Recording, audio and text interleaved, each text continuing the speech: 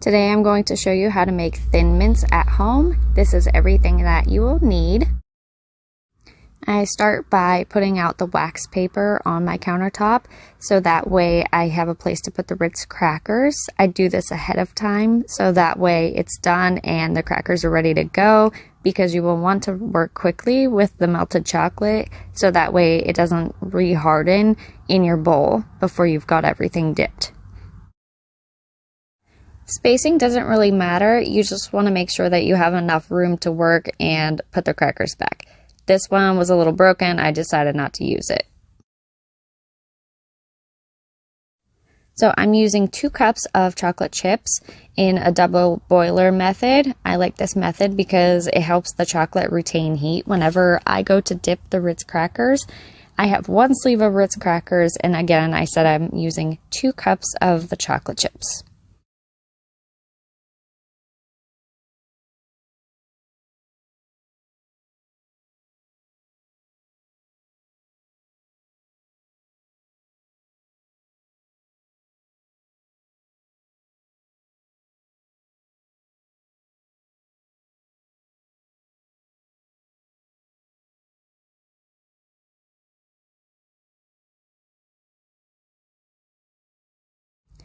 I think the longest part of the whole process is simply waiting for the chocolate to melt. Now, adding half and half is optional. I like the creaminess that it provides to the chocolate. You don't have to do this step. Just be mindful that you don't add too much, as you don't want to have an issue with the chocolate setting up at the end.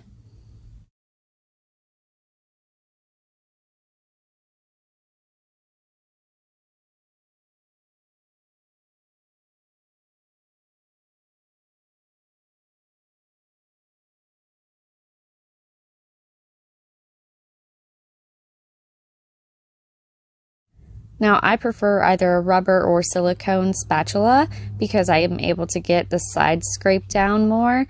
I found that the plastic ones just don't scrape as well. You'll see that the chocolate is nice and melted now, and we are about ready to dip. So I'm adding my peppermint extract. I'm going to use a half a teaspoon. If you ask me, it probably could have used a little bit more, but you don't want anybody to feel like they're biting into a toothpaste cookie, so I guess less is more whenever it comes to peppermint.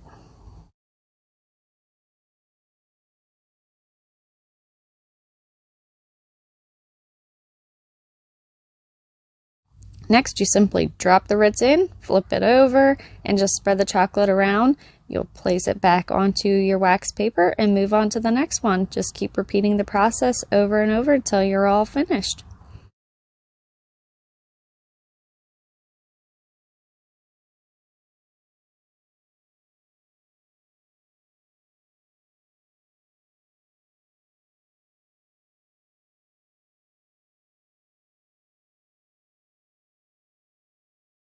As you go along, you might have to stir your chocolate to keep it smooth, and that's quite all right.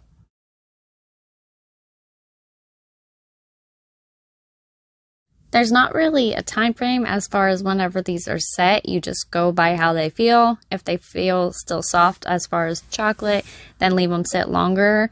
And if they feel firm and you can pick them up without making a mess on your fingers, then they are all done. You can store these on the counter at room temperature, or you can store them in the freezer, whatever you prefer.